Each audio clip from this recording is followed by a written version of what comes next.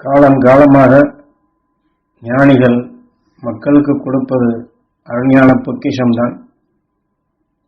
மாமகரிஷி ஈஸ்வராய குருதேவரும் எமக்கு அத்தகைய அருஞான பொக்கிஷத்தை தான் கொடுத்தார். அதைத்தான் உங்களுக்கும் கொடுக்கின்றேன் என்று ஞானகுரு இந்த உபதேசத்திலே உணர்த்துகின்றார்கள். அருணகிரிநாதரை பற்றி எண்ணில் அடங்காத உபதேசங்கள் குருநாதர் கொடுத்திருக்கின்றார். காரணம், அவரை காக்க வேண்டும் என்று அவருடைய சகோதரி அவர் செய்த தீமைகளை தன் உடலில் ஏற்றுக்கொள்ளாதபடி திருமூலர் உணர்வுகளை தனக்குள் ஏற்று தன் சகோதரன் எப்படியும் திருந்த வேண்டும் என்று கடைசியில் அவன் உடலுக்குள் சென்று அவனையும் திருத்தி மெய் உணர்வுகளை பெறச் செய்து அந்த உடலுக்கு பின் சகோதரனும் ஒளியானது, அந்த சகோதரியும் ஒளியானது. துருவ நட்சத்திரத்தோடு இணைந்தார்கள் இருவருமே. அது திருமூலர் மூலம் பெற்ற அந்த சக்தியின் துணை கொண்டுதான் அத்தகைய நிலைகளை பெற்றார்கள். திருமூல மந்திரம் என்பது சாதாரணமானதல்ல. இந்த உலகம், அதாவது இந்த பிரபஞ்சத்திலே சூரியன் எவ்வாறு தோன்றியது, இந்த பிரபஞ்சம் எப்படி உருவானது,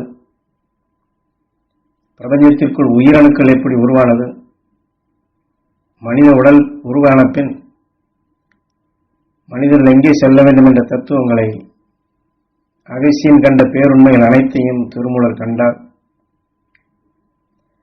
அவர் கண்ட அந்த உண்மைகள் அவர் எப்பொழுது கண்டாரோ அதே காலத்தில் தான் வியாசகரும் கண்டார், வான்மீகியும் கண்டார். ஆனால் எல்லாம் ஒரு 5000 ஆண்டுகளுக்குள் நடந்த நிகழ்வுகள் தான்.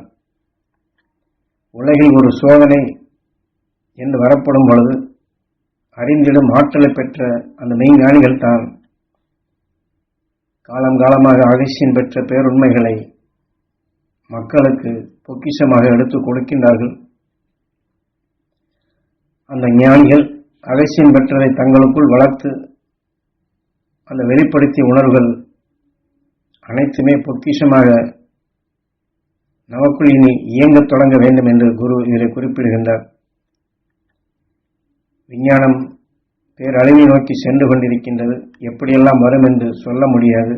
காற்று மண்டலம் நாளுக்கு நாள் விஷத்தன்மையாக மாறிக்கொண்டிருக்கும் இந்த வேளையில் துருவ நட்சத்திரத்தின் உணர்வை நமக்குள் சேர்த்து துருவ நட்சத்திரத்தோடு நாம் இணைந்து வாழ வேண்டும்.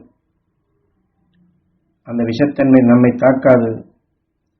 துருவ நட்சத்திரத்தின் உணர்வை நாம் வலு சேர்க்க சேர்க்க இந்த உடலுக்கு பின் நாம் ஒளி என்ற நிலையும் அடைய முடியும். ஆகவே அந்த மாறாத நிலை நாம் பெறுவதற்கு வலிமையான உணர்வுகளாக நாம் சேர்த்து பழகுதல் வேண்டும். அதற்குத்தான் அருஞான சக்கரத்தையும் கொடுத்து தியான பயிற்சியும் கொடுக்கின்றோம் என்று குரு ஒரு 2001ஆம் வருடம் குறைந்தது 3-4 மாதங்களுக்கு மேல் அருஞான சக்கரமாக அன்பர்களுக்கு கொடுத்து எண்ணில் அடங்காத உபதேசங்களை குருநாதர் கொடுத்திருக்கின்றார்கள்.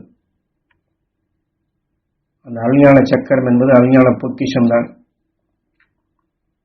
என்றால் குரு காட்டிய அருள் வழியில் அது பேரின்ப நிலை உங்களுக்குள் பெறச் செய்யும் சக்தியாக சந்தர்ப்பத்தை நீங்கள் உருவாக்கி அந்த அருஞான சக்கரத்தை நீங்கள் பயன்படுத்திக் கொள்ளுங்கள்.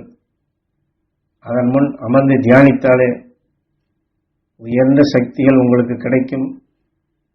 கவலையுடனோ சஞ்சலத்துடனோ இருந்தால் அந்த சந்தர்ப்பத்திலே சக்கரத்தை உற்று பார்த்து துருவ நட்சத்திரத்தின் பேரொளி நாங்கள் பெற வேண்டும் என்று எண்ணினால் சக்கரத்திலிருந்து உயர்ந்த உணர்வுகள் உங்களுக்குள் வரும். உங்களை தெளிவாக்கும். தெளிவான மனம் கிடைக்கும். சிந்திக்கும் ஆற்றல் கிடைக்கும். வாழ்க்கையை எப்படி வழி நடத்த வேண்டும் என்ற உயர்ந்த உணர்வும் வரும். பிறருடைய தீமைகள் நம்மை இயக்காதபடி தடைப்படுத்தி வாழவும் முடியும். இந்த உடலுக்கு பின் அழியா ஒளிச்சரீரம் பெறவும் முடியும். மகிழ்ந்து வாழ முடியும். மன நிறைவு கிடைக்கும். ஆனால் வேதனை என்ற உணர்வை வளர்த்து விட்டால் இன்னொரு உடலுக்குள் சென்று மீண்டும் அதே வேதனைப்படும் நிலையைத்தான் வளர்க்க முடியும். மனிதன் அல்லாத உருவாக மாற்றிவிடும் உயிர். இதுபோன்ற நிலையிலிருந்து விடுபட்டு அருள்வழி வாழ்வோம். மெய்ப்பொருளை காண்போம். பிறவியில்லா நிலை அடைய இந்த வாழ்க்கையிலே எல்லா நலமும் எல்லா வளமும் பெற்று மன அமைதி பெற்று அருள்வழி வாழ்ந்து அருள்வழி வாழச் செய்யும் அந்த அருள்சக்தி பெற இந்த உபதேசம் உங்களுக்கு உதவ வேண்டும் என்றுதான் நான் பிரார்த்திக்கின்றேன் என்று ஞானகுரு குறிப்பிட்டு, அருஞான சக்கரத்தை நாம் பயன்படுத்தி அருள்வழி வாழ்ந்து அருள் வாழ்க்கை வாழ்ந்து சங்கடம் இல்லாது வேதனை இல்லாது உயர்ந்த உணர்வுகளை நாம் அதன் மூலம் துருவ நட்சத்திரத்தினர்களை பெருக்கி, முதலிலே ஞானகுரு சொன்னது போன்று இந்த உலகில் சோதனை வரும் காலங்களிலே அந்த ஞானிகளுடைய உணர்வுகள் நமக்குள் தோன்றும். அந்த உணர்வுகளை நமக்குள் இயங்கி நம்மையும் அதன் வழி நடத்தி அந்த நிலையில் நாம் அந்த தகுதியாக பெற்று அந்த ஞானிகளுடைய பிடிப்பிலேயே நாம் என்றுமே இணைந்து அந்த ஞானிகளின் அல்வட்டத்தை மகிழ்ந்து வாழ வேண்டும் என்று பொக்கிஷமாக இந்த உபதேசத்தை நமக்கு கொடுக்கின்றார்கள்.